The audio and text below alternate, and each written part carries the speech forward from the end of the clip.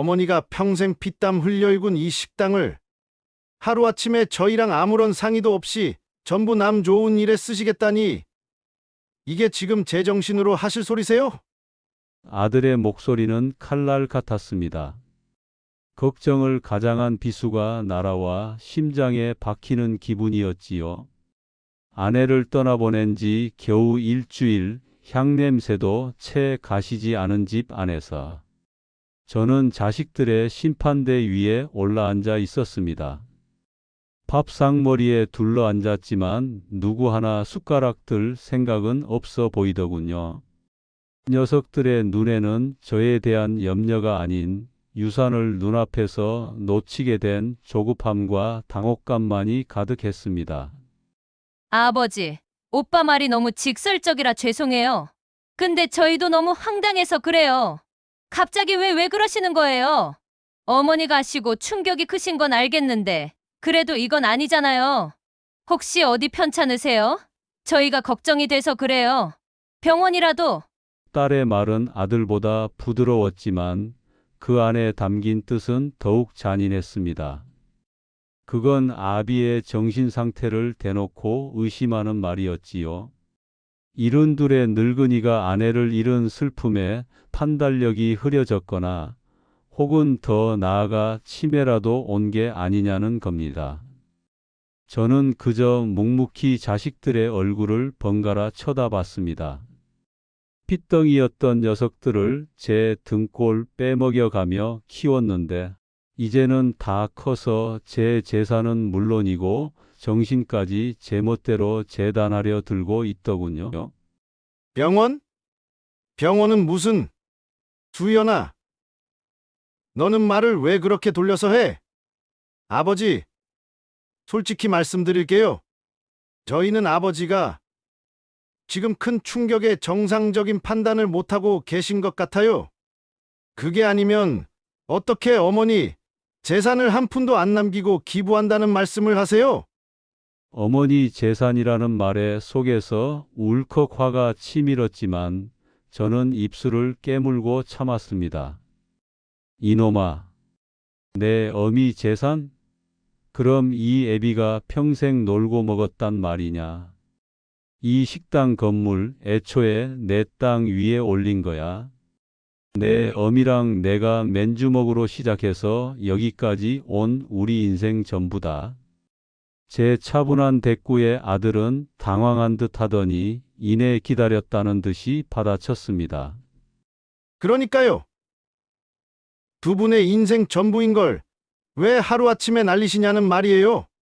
평생 어머니한테 꽉 잡혀서 서름당하고 사셨잖아요.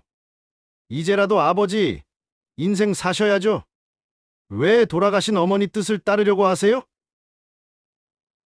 솔직히 저희는 그것도 이해가 안 돼요. 꽉 잡혀 살았다. 맞는 말입니다. 저는 평생 아내에게 꼼짝 못하고 살았지요. 녀석들의 눈에는 제가 그저 무능하고 순종적인 남편, 그리고 이제는 판단력까지 흐려진 늙은이로만 보이겠지요. 어쩌면 이 모든 게 지긋지긋했던 아내의 그늘에서 벗어나기 위한 저의 마지막 반항이라고 생각할지도 모릅니다. 저는 더 이상 아무런 대꾸도 하지 않았습니다. 그저 굳게 입을 다물고 싸늘하게 식어가는 밥그릇만 내려다 보았지요. 자식들은 그런 저를 보며 자기들끼리 눈빛을 주고받으며 무언의 결론을 내리는 듯 했습니다. 아, 아버지가 드디어 노망이 드셨구나. 하고 말입니다. 한참의 침묵 끝에 제가 자리에서 일어나며 나지막이 읊조렸습니다. 그 말은 자식들에게 한 말이 아니었습니다. 어쩌면 수십 년 동안 저 자신에게 혹은 먼저 떠난 그 여자에게 하고 싶었던 말이었을지도 모릅니다. 너희는 모른다. 내가 평생 어떤 마음으로 내 엄마 옆에 있었는지. 자식들이 돌아간 집은 거대한 무덤처럼 느껴졌습니다. 현관문이 닫히는 소리가 마치 관 뚜껑의 마지막 못을 박는 소리처럼 귓가를 서늘하게 훑고 지나가더군요. 저는 녀석들이 앉아있던 자리가 채 식기도 전에 안방으로 들어가 문을 걸어 잠갔습니다. 아내 정숙희가 떠난 이 집에서 유일하게 그 여자의 향기가 온전히 남아있는 곳이었지요. 화장대 위에 놓인 낡은 빗, 반쯤 쓰다 남긴 스킨, 돋보기 안경. 모든 것이 어제와 똑같은데 그 물건의 주인만 이 세상에 없다는 사실이 새삼 가슴을 후벼 파는 것 같았습니다. 제 이름은 강태평. 72을 간 넘긴 노인입니다. 저희 부부, 시장통 20평 남짓한 작은 국밥집에서 시작해서 지금은 이 3층짜리 식당 건물을 갖게 되었습니다. 사람들은 모두 아내의 수완과 억척스러움을 칭찬했지 묵묵히 주방에서 뚝배기를 나르고 새벽마다 육수를 고았던 저를 기억하는 이는 거의 없습니다. 아내는 늘 당당했고 저는 항상 그 여자의 그늘에 가려진 사람이었으니까요. 늘 그게 아내의 힘이라고 생각했는데 돌이켜보면 어쩌면 그건 무언가를 감추기 위한 단단한 벽이었을지도 모른다는 생각이 듭니다. 저는 그것이 부부의 역할 분담이라 생각했고 단 한 번도 불만을 가져본 적이 없었습니다. 아니, 없다고 믿으며 살아왔습니다. 그 여자가 죽기 전까지는 말입니다. 아내의 장례를 치르는 내내 저는 단 한 방울의 눈물도 흘리지 않았습니다. 자식들은 제가 너무 큰 충격을 받아 현실을 부정하는 것이라 수군거렸고 조문객들은 70평생을 함께한 해로의 정의저리도 무심할 수 있냐며 혀를 찼지요. 그들은 아무것도 모릅니다. 물론 제 자식들도 모르지요. 제 인생에 지워지지 않는 젊은 날의 가장 큰 후회가 하나 있다는 것을 말입니다. 제가 흘리지 못한 눈물 대신 얼마나 많은 밤을 배신감에 몸서리치며 세워야 했는지를. 저는 아내의 화장대 가장 깊숙한 서랍을 열었습니다. 평생 그 여자 외에는 그 누구의 손길도 허락하지 않았던 성역과도 같은 곳이었습니다. 역시나 낡은 비단 주머니 안에 자물쇠로 잠긴 작은 나무 상자가 있더군요. 상자 뚜껑에는 희미하게 민들레 한 송이가 음각으로 새겨져 있었습니다. 아내는 제가 이 상자의 존재를 모를 거라 생각했겠지만 저는 알고 있었습니다. 몇 년 전 잠결에 일어나 물을 마시러 나왔다가 달빛 아래서 이 상자를 열고 무언가를 들여다보며 소리 없이 눈물 찢던 아내의 뒷모습을 본 적이 있었기 때문입니다. 그저 먼저 간 부모님 유품이려니 애써 외면했지요. 하지만 이제는 그 아내 것을 확인해야만 했습니다. 자물쇠는 작고 낡았지만 단단하더군요. 공구함에서 가져온 작은 드라이버로는 어림도 없었습니다. 저는 잠시 망설였습니다. 여러분, 평생을 함께한 사람의 마지막 비밀을 이렇게 파헤쳐도 되는 걸까요?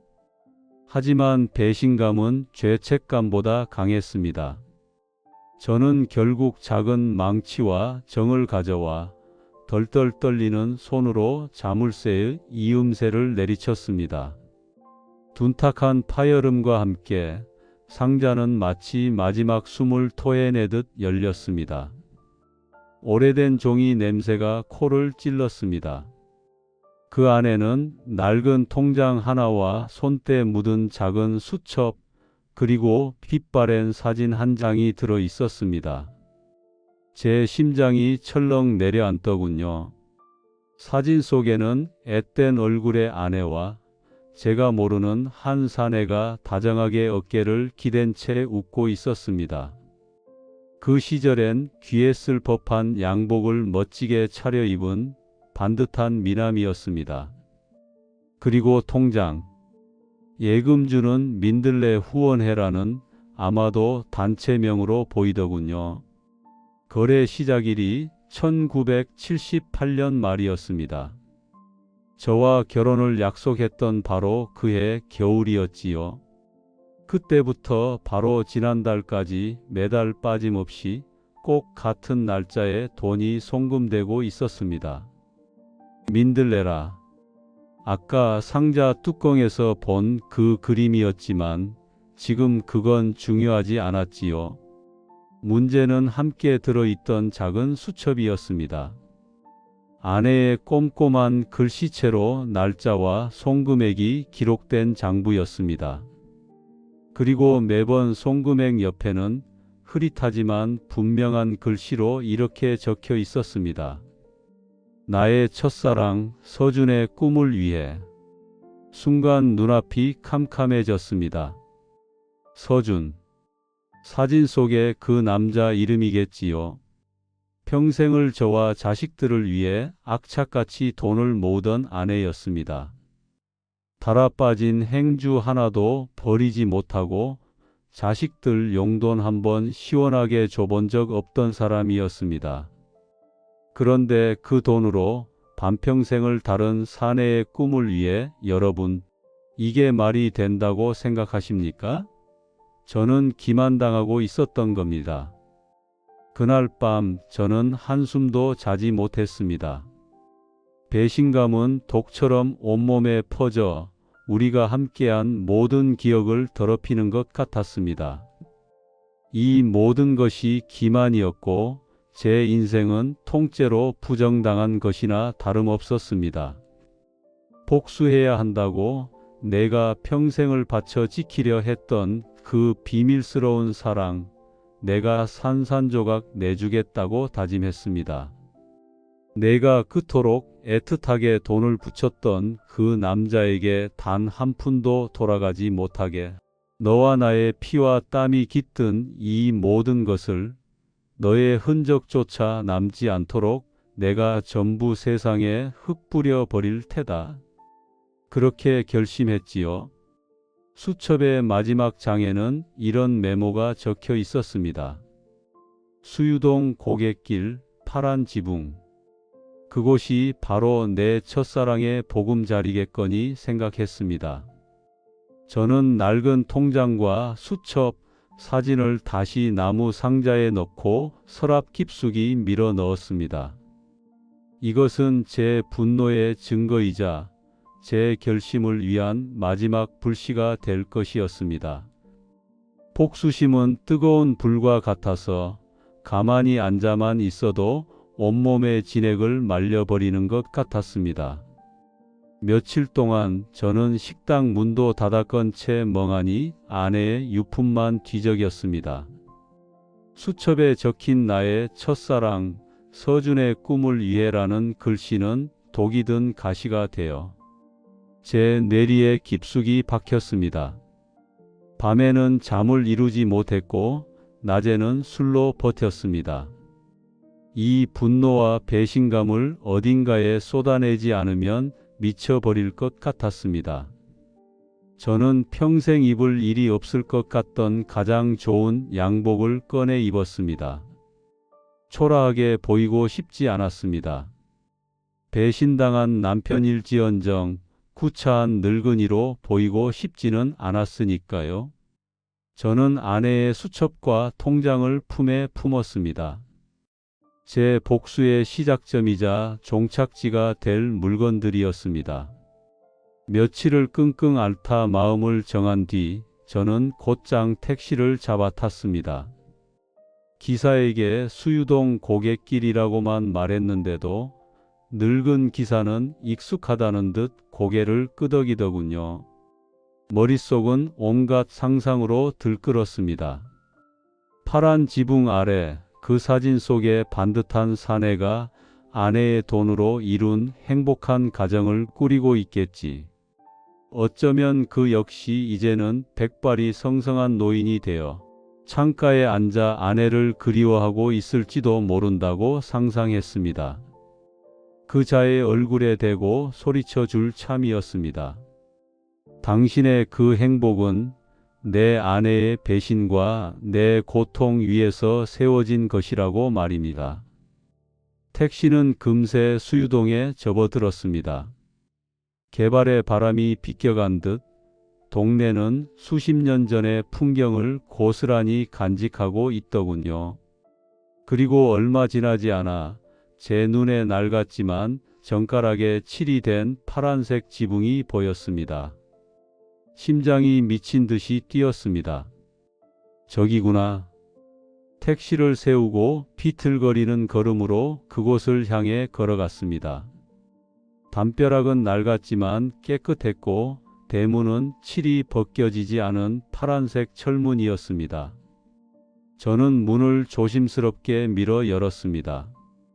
그리고 마당으로 들어서는 순간 저는 제자리에 얼어붙고 말았습니다. 마당에서는 아이들 몇몇이 해맑게 웃으며 뛰어놀고 있었고 낡은 건물 외벽에는 제 눈을 의심하게 만드는 낡은 간판 하나가 걸려 있었습니다. 민들레 보육원 보육원. 민들레? 통장 이름이 떠올랐습니다. 제가 상상했던 불륜의 현장이 아니었습니다. 애틋한 사랑의 보금자리가 아니었습니다. 그곳은 세상에서 가장 낮은 곳으로 밀려난 아이들이 모여 사는 낡고 허름한 보육원이었습니다. 제 무릎이 후들거렸습니다. 그토록 타오르던 분노는 온데간데 없이 사라지고 머릿속이 텅 비어버렸습니다. 대체 이게 어떻게 된 일일까요? 민들레 보육원. 머릿속이 하얗게 비어버린다는 게 어떤 느낌인지 저는 그날 처음으로 알았습니다. 아이들의 웃음소리는 이명처럼 멀게만 들렸고 제 눈에는 오직 낡은 간판에 5글자만이 박혀 있었습니다. 복수심에 들끓던 심장은 차갑게 식어버렸고 그 자리에는 거대한 혼란만이 소용돌이쳤습니다. 제가 헛다리를 짚어도 한참 잘못 짚은 것입니다. 아내는 바람을 피운 게 아니었습니다. 다만 저는 이해할 수 없었습니다. 그렇다면 왜 수첩에 나의 첫사랑 서준의 꿈을 위해라는 메모를 남겨가면서까지 이곳에 돈을 보냈단 말입니까? 그때였습니다. 마당 한쪽에서 아이들과 공놀이를 하던 한 여자가 젖은 손을 앞치마에 닦으며 제게로 다가왔습니다. 50대 초반쯤으로 보이는 선하고 단단한 인상의 따뜻한 여자였습니다. 어르신, 무슨 일로 오셨어요? 누구 찾아오셨나요? 저는 차마 입이 떨어지지 않았습니다. 그저 망연자실한 얼굴로 품에 품었던 수첩과 통장을 매만질 뿐이었지요. 여자는 제 손에 들린 낡은 물건들을 흘깃 보더니 잠시 무언가 생각하는 듯한 표정을 짓고는 조심스럽게 입을 열더군요. 혹시 정숙희 어르신과 관계가 되시는 분이세요? 아내의 이름이 전혀 예상치 못한 사람의 입에서 흘러나오자 저는 화들짝 놀라 고개를 들었습니다. 아니, 내 사람 아니, 정숙희를 어떻게 아시오? 아, 역시 맞았군요. 저는 이곳 원장 강민서라고 합니다. 돌아가신 박서준 원장님의 뜻을 이어받아 이곳을 운영하고 있어요. 정숙희 어르신은 저희 보육원의 가장 오랜 후원자셨어요. 얼마 전에 돌아가셨다는 소식 듣고 저희도 모두 많이 슬퍼했습니다. 원장, 강민서. 저는 잠시 그 이름을 곱씹었습니다. 강씨라. 저와 같은 성이었지만 세상에 강씨가 어디 한둘이겠습니까? 저는 그저 놀란 가슴을 쓸어내리며 그녀를 따라 낡은 사무실로 들어갔습니다. 그녀가 타준 따뜻한 보리차를 한 모금 마시고 나서야 저는 겨우 정신을 차리고 준비해온 질문을 던질 수 있었습니다. 이 수첩 서준이라는 사람의 꿈을 위해 돈을 보낸다고 되어 있던데 그 사람은 누구요? 그리고 내 아내는 왜 그 사람에게 돈을 보내면서 첫사랑이라는 말을 써놨던 건지 나는 도무지 이해가 안 가서 제 목소리는 저도 모르게 떨려 나왔습니다. 강 원장은 제 질문에 희미하게 미소를 지으며 낡은 앨범 하나를 책장에서 꺼내 왔습니다. 그리고 앨범의 첫 장을 펼쳐 제게 보여주었지요. 그곳에는 아내의 나무 상자에서 봤던 바로 그 사진이 붙어 있더군요. 이분이 박서준 선생님, 저희 민들레 보육원을 처음 세우신 분이에요. 그리고 제겐 아버지 같은 분이셨죠. 의사이셨는데 평생을 부모 없는 아이들을 위해 헌신하셨어요. 그녀의 설명은 제 뒤통수를 후려치는 또 다른 충격이었습니다. 정숙희 어르신은 박 선생님의 첫 번째 후원자셨어요. 두 분은 아주 어릴 적 한 동네에서 자란 각별한 사이셨다고 들었습니다. 박 선생님께서 모든 걸 버리고 아이들을 위해 헌신하는 모습을 보면서 정 어르신께서 평생 동지가 되어 주시기로 약속하셨대요. 첫사랑이라는 말은 아마도 박 선생님의 그 숭고한 마음에 대한 존경과 연대의 표시였을 겁니다. 연인 간의 사랑이라기보다는 같은 꿈을 꾸는 동지애 같은 거였겠죠. 정 어르신께서는 가끔 이 일은 박 선생님의 꿈이기도 하지만 내가 평생 갚아야 할 빚을 대신 갚아주는 일이기도 하다는 알 수 없는 말씀을 하시곤 했습니다. 저는 그제야 모든 것이 명확해졌다고 생각했습니다. 아내는 육체적인 외도를 한 것이 아니었습니다. 그저 한 남자의 고귀한 꿈을 평생에 걸쳐 지지하고 응원했던 것이지요. 하지만 그 사실이 저를 더 비참하게 만들었습니다. 결국 아내의 마음속 가장 깊은 곳에는 제가 아닌 박서준이라는 남자가 그리고 그 남자의 꿈이 자리 잡고 있었던 겁니다. 분노는 사라졌지만 그 자리에는 지독한 허탈함과 자기 연민이 들어찼습니다. 박 선생님은 지금 어디 계시오? 혹시나 하는 마음에 물었습니다. 강 원장은 창밖을 바라보며 쓸쓸하게 대답했습니다. 보육원을 세우고 10년쯤 되던 해에 과로로 지방에 의료봉사를 가시다 교통사고로 돌아가셨어요. 1980년대 후반이었죠. 하지만 정 어르신은 박 선생님이 돌아가신 뒤에도 그분의 꿈이 담긴 이 보육원을 40년 넘게 하루같이 후원해 주셨습니다. 죽은 사람이었습니다. 저는 죽은 사람의 그림자와 평생을 싸워왔다는 사실에 기가 막혔습니다. 모든 것이 명확해졌습니다. 이것이 진실이었습니다. 더 이상 파헤칠 것도 복수할 것도 없었습니다. 그렇게 한참을 멍하니 앉아 있는데 문득 무언가 이상한 점을 발견했습니다. 강 원장은 희미하게 미소를 지을 때마다 왼쪽 눈가가 제 어머니처럼 똑같은 모양으로 자글자글하게 접히는 겁니다. 아주 사소한 특징이었지만 제게는 너무나도 익숙한 모습이었습니다. 순간 기묘한 동질감이 스쳤지만 저는 그저 우연의 일치일 뿐이라고 애써 생각하며 고개를 저었습니다.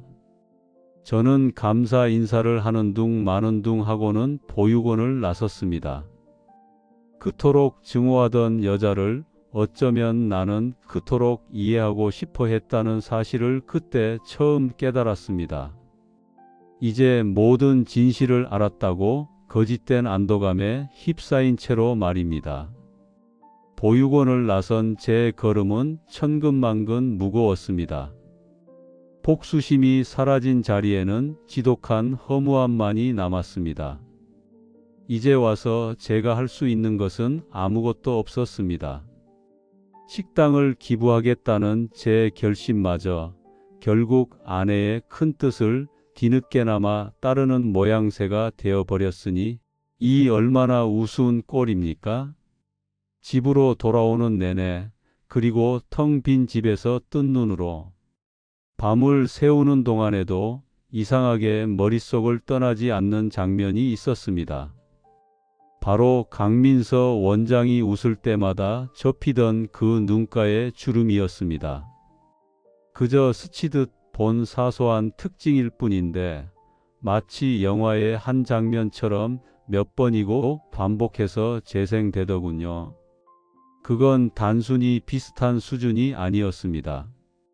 젊은 시절 돌아가신 제 어머니가 평생을 보여주셨던, 그리고 거울 속에 제 모습에서 지겹도록 봐왔던 바로 그 모양과 소름 끼치도록 똑같았습니다. 기억나십니까? 제가 아까 제 인생에 큰 후회가 하나 있다고 말씀드렸던 거요. 머릿속 한편에 녹슨 자물쇠로 굳게 잠가 두었던, 평생 외면하고 싶었던 과거의 기억이 삐걱거리며 열리기 시작했습니다. 아내를 만나기 한참 전 25의 혈기 왕성했던 시절, 저는 잠시 한눈을 팔았습니다. 장례를 약속할 수 없다는 비겁한 변명으로 뱃속에 아이와 함께 한 여인을 매정하게 외면했었지요. 1978년 겨울, 지독하게 추웠던 크리스마스 이브. 그날 이후 저는 단 한 번도 그 여인과 아이의 소식을 들으려 하지 않았습니다. 제 인생의 가장 큰 오점이자 아내에게조차 털어놓지 못한 유일한 비밀이었습니다. 설마 아내가? 문득 오래전 기억이 스쳤습니다. 결혼 초 술에 잔뜩 취한 어느 밤, 제가 횡설수설하며 크리스마스 이브에 지은 죄에 대해 헛소리를 늘어놓았던 것 같았습니다. 다음 날 아내가 캐물었지만 저는 술주정이었다며 잡아댔지요. 그 여자는 설마 그걸 마음에 담아두고 있었던 걸까요? 혹시나? 설마? 아닐 겁니다. 저는 미친 사람처럼 머리를 흔들었습니다. 하지만 심장은 불길한 예감으로 미친 듯이 요동쳤습니다. 아내가 후원하던 보육원, 저와 같은 강씨성을 가진 원장, 그리고 대를 이어 내려오는 듯한 기이한 유전적 특징까지. 다음 날 저는 홀린 듯이 다시 보육원으로 향했습니다. 이번에는 빈손이 아니었습니다. 식당 건물의 등기권리증과 인감도장을 챙겨 들었습니다. 모든 것을 기부하겠다는 제 결심이 진심임을 보여주고 싶었습니다. 어쩌면 이 모든 것이 그저 제 기우에 불과하다는 것을 확인하고 싶은 마음이었을지도 모릅니다. 사무실에서 저를 다시 맞은 강 원장은 제 손에 들린 서류를 보고는 깜짝 놀라며 손사래를 쳤습니다. 어르신, 이러시면 안 됩니다. 이렇게까지 큰 재산을 저희가 받을 수는 없습니다. 내 사람의 마지막 뜻이요. 나도 따르는 게 맞지. 그저 기부 증서에 필요한 보육원 측 정보나 몇 가지 확인해 주시오. 제 단호한 태도에 그녀는 더 이상 거절하지 못하고 기부 절차에 필요한 서류들을 챙기기 위해 낡은 철제 캐비닛을 열었습니다. 필요한 서류를 찾던 그녀는 자신의 개인 서류처를 꺼내 들었습니다. 제 기본증명서가 필요할 것 같네요. 잠시만요. 그녀가 서류처를 넘기다 잠시 멈칫하더니 낡고 누렇게 변한 종이 한 장을 꺼내 들었습니다. 이건 그냥 오래된 입소 기록 사본이에요. 제가 처음 발견되었을 때의 기록이죠. 정숙희 어르신께서 가끔 오셔서 이걸 보시면서 우시곤 하셨죠. 그녀가 무심코 내민 그 기록지 사본 위에서 제 눈은 그대로 멈춰버렸습니다. 이름 강민서 입소일 1978년 12월 24일 특이사항 정문에 놓인 바구니 안에서 발견. 낡은 강보에 쌓여 있었음. 강보 안에서 민서라는 이름과 함께 용서받지 못할 죄를 대신 희워주세요 라는 글귀가 적힌 쪽지가 발견됨. 1978년 12월 24일. 제가 그 여인에게 마지막으로 등을 보였던 제 기억 속에 낙인처럼 찍혀 있던 바로 그 날짜였습니다. 온몸에 피가 역류하는 것 같았습니다. 떨리는 손으로 기록지를 가리키며 겨우 목소리를 쥐어짰습니다. 이 이름은 누가 지어준 거요? 강 원장은 의아한 표정으로 저를 보다가 희미하게 웃으며 대답하더군요. 저도 잘은 몰라요. 박서준 원장님께서 그러시는데 제가 발견되고 얼마 안 돼서 후원을 시작하신 첫 후원자님, 그러니까 정숙희 어르신께서 지어주신 이름이라고 들었어요. 아이를 버린 비정한 아비의 성이. 강씨라는 말을 전해 들으시고는 그 성을 꼭 붙여주셨으면 좋겠다고 하시면서요. 순간 세상의 모든 소리가 멎었습니다. 아내의 수첩 속 나의 첫사랑, 서준의 꿈을 위해라는 메모. 그 모든 것들이 거대한 기만극의 무대장치였다는 것을 깨달았습니다. 아내는 모든 것을 알고 있었습니다. 제가 버린 아이의 존재를, 제 술주정을, 그 스쳐 지나가는 한마디를 그 여자는 평생 가슴에 묻고 있었던 겁니다. 첫사랑. 그것은 박서준이라는 남자를 향한 것이 아니었습니다. 그것은 바로 저 남편인 강태평을 향한 말이었습니다. 평생 한 번의 외도도 없이 오직 한 여자만을 사랑했던 순수했던 시절의 첫사랑. 강태평에게 보내는 그 여자만의 메시지였던 겁니다. 당신이 저지른 죄를 내가 대신 갚을 테니 당신은 아무것도 모른 채 그저 나의 첫사랑으로만 남아달라는 지독하고도 위대한 그 여자의 기도였던 겁니다.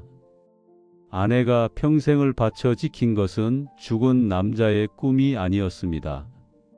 바로 제 비겁한 과거와 제가 버린 딸의 인생, 그리고 이 모든 비밀을 끌어안은 채 살아가야 했던 자기 자신의 존엄이었습니다.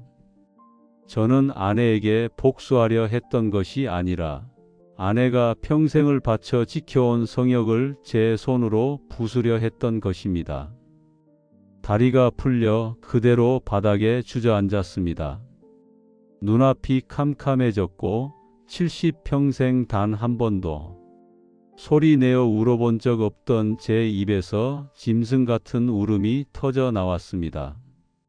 제 울음소리는 낡은 사무실에 먼지 쌓인 공기를 갈기갈기 찢었습니다.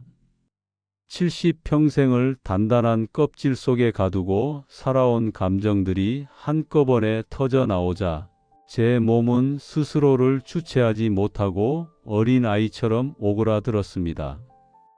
강민서 원장, 아니, 제 딸은 갑작스러운 상황에 어쩔 줄 몰라 하며 제 곁에 무릎을 꿇고 앉았습니다.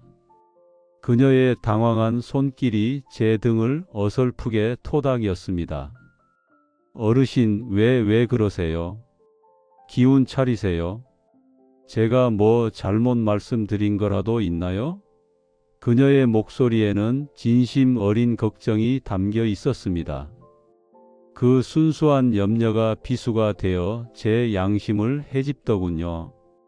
저는 고개를 들 수가 없었습니다. 이 아이의 얼굴을, 제 핏줄을 타고난 이 선량한 얼굴을 마주할 자신이 없었습니다. 저는 그저 바닥에 떨어진 낡은 기록지 강민서라는 이름 석자 위로 뜨거운 눈물을 떨굴 뿐이었습니다. 아니요. 당신이 뭘 잘못했겠소? 내가 다 내 죄요. 간신히 쥐어짜낸 제 목소리는 쇳소리처럼 갈라졌습니다. 이제는 말해야 했습니다. 저는 떨리는 손으로 그녀의 팔을 붙잡았습니다. 내가 그 아이의 애비요.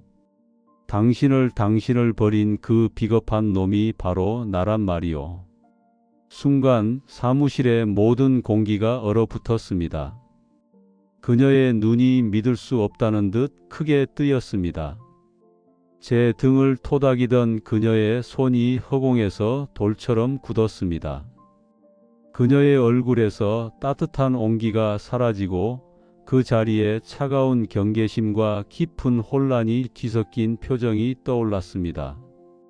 지금 뭐라고 하셨어요? 미안하다, 정말 미안하다, 민서야. 민서야라는 말이 제 입에서 나오는 순간 그녀는 마치 전기에 감전된 사람처럼 저를 뿌리치고 뒤로 물러섰습니다. 그녀의 눈빛은 이제 저를 정숙히 어르신의 남편이 아닌 자신의 인생을 송두리째 앗아간 원수로 보고 있었습니다. 당신이 내 아버지라고요? 이제 와서 평생을 그림자 한번 비추지 않더니 이제 와서 나타나서 당신이 내 아버지라고요? 이게 무슨 말도 안 되는 소리예요. 그녀의 목소리는 분노로 떨렸습니다. 저는 그 모든 비난을 온몸으로 받아낼 수밖에 없었습니다. 변명할 자격조차 없는 죄인이었으니까요. 그래, 내가 죄인이다. 나는 평생을 도망만 친 비겁한 놈이야. 그런데 내 엄마가 아니, 내 사람이 정숙희가 모든 걸 알고 있었어. 저는 비틀거리며 일어나 아내의 낡은 수첩을 그녀 앞으로 내밀었습니다. 그리고 제가 알아낸 모든 진실을, 아내가 평생을 지켜온 그 거대하고도 슬픈 비밀을 하나씩 털어놓기 시작했습니다. 이야기를 하는 동안 제 눈에서는 또다시 눈물이 흘렀고 그 눈물은 분노로 가득했던 딸의 눈가에도 어느새 조용히 번져 있었습니다. 그녀는 더 이상 소리치지 않았습니다. 그저 멍하니 수첩과 제 얼굴을 번갈아 쳐다볼 뿐이었습니다. 평생 자신을 후원해준 정숙희 어르신의 그 온화한 얼굴 뒤에 이토록 무겁고 시린 진실이 숨어 있었다는 사실을 그녀 역시 받아들이기 힘들었을 겁니다. 한참의 시간이 흐른 뒤 그녀는 떨리는 목소리로 나지막이 말하더군요. 나가주세요. 그 한마디에 저는 더 이상 아무 말도 할 수 없었습니다. 저는 제가 가져온 서류 봉투를 조용히 그녀 앞에 책상에 내려놓고 도망치듯 사무실을 빠져나왔습니다. 모든 것이 끝났다고 생각했지요. 그 후 며칠 동안 보육원의 시간은 얼어붙은 듯 흘러갔습니다. 저는 갈 곳이 없어 보육원 마당 평상에서 뜬 눈으로 밤을 새웠습니다. 민서, 제 딸아이는 저를 본체 만체했고 다른 직원들은 어쩔 줄 몰라 하며 멀리서 저를 지켜볼 뿐이었습니다. 차라리 욕이라도 퍼부으면 마음이 편했을 텐데 그 무거운 침묵이 제 남은 삶을 짓누르는 것 같았습니다. 일주일쯤 지났을까요? 깡마른 몰골로 멍하니 앉아있는 제게 민서가 다가왔습니다. 그녀의 눈은 퉁퉁 부어 있었지만 그 안에는 분노 대신 깊은 슬픔과 체념이 자리 잡고 있었습니다. 그녀는 제 앞에 낡은 서류 봉투와 따뜻한 국 한 그릇을 내려놓더군요. 어머니라면 이러시지 않았을 거예요. 그녀는 저를 용서한 것이 아니었습니다. 평생 자신을 지켜준 또 다른 어머니 정숙희의 뜻을 따르기로 결심한 것이었습니다. 이 건물 어머니의 유산이에요. 당신의 것이기도 하지만 제게는 저를 평생 지켜주신 어머니의 마지막 선물이기도 해요. 혼자 결정하실 문제가 아니에요. 제대로 된 법적 절차를 밟아서 어머니의 뜻을 마무리해 주세요. 그녀는 저를 아버지라고 부르지 않았습니다. 하지만 더 이상 저를 밀어내지도 않았습니다. 저는 떨리는 손으로 그녀가 소개해 준 법무사와 함께 기증 절차를 시작하기 위한 첫 서류 몇 장에 제 이름 석자를 적었습니다. 그것은 용서가 아닌 이해의 시작이었습니다. 저의 보육원 생활은 그렇게 시작되었습니다. 저는 보육원 한편에 있는 작은 창고방을 거처로 삼고 새벽 4시부터 주방에서 국밥을 끓였습니다. 평생 해온 일이라 눈을 감고도 할 수 있었지요. 아이들은 경계심 없이 저를 국밥 할아버지라 부르며 따랐고 그 작은 온기가 제 얼어붙었던 심장을 아주 천천히 녹이고 있었습니다. 아들과 딸에게는 모든 사실을 편지로 써서 보냈습니다. 녀석들은 편지를 받자마자 한달음에 보육원으로 달려오더군요. 처음에는 제게 거칠게 항의하며 민서를 사기꾼 취급까지 했지만 제가 써 내려간 아내의 진실이 담긴 수첩과 모든 것을 체념한 듯 묵묵히 서 있는 민서의 얼굴 앞에서 이내말을 잃었습니다. 그날 저녁 우리는 보육원의 작은 식당에 둘러앉아 처음으로 다 함께 밥을 먹었습니다. 완전한 화해는 아니었지만 그것은 서툴고 어색한 가족의 시작이었습니다. 계절이 2번 바뀌고 몇 달에 걸친 복잡한 법적 절차가 모두 끝나 식당 건물이 온전히 보육원의 이름으로 등기된 날이었습니다. 저는 아내의 첫 기일을 맞아 그 사람이 살아생전 가장 좋아했던 갈치조림을 끓였습니다. 저녁 식탁에 민서와 주말을 맞아 찾아온 아들딸 내외 그리고 손주 녀석들까지 모두 둘러앉았습니다. 저는 아내가 늘 앉던 자리에 빈 밥그릇 하나를 놓아 두었습니다. 모두가 말없이 밥을 먹던 중 민서가 조용히 입을 열었습니다. 오늘따라 어머니가 더 보고 싶네요. 그 한마디에 제 아들이 멋쩍게 웃으며 대답하더군요. 그러게 말이다. 살아계셨으면 아버지가 이렇게 밥 차려주는 거 보시고는 해가 서쪽에서 뜨겠다고 잔소리하셨을 텐데. 아들의 말에 모두가 웃음을 터뜨렸습니다. 저 역시 피식 웃음이 나왔지요. 맞습니다. 그 여자는 분명 그랬을 겁니다. 평생을 억척스럽게 살아온 당신. 당신의 그 지독한 잔소리가, 당신의 그 무뚝뚝한 사랑이 결국 이렇게 우리를 다시 한자리에 모이게 했습니다.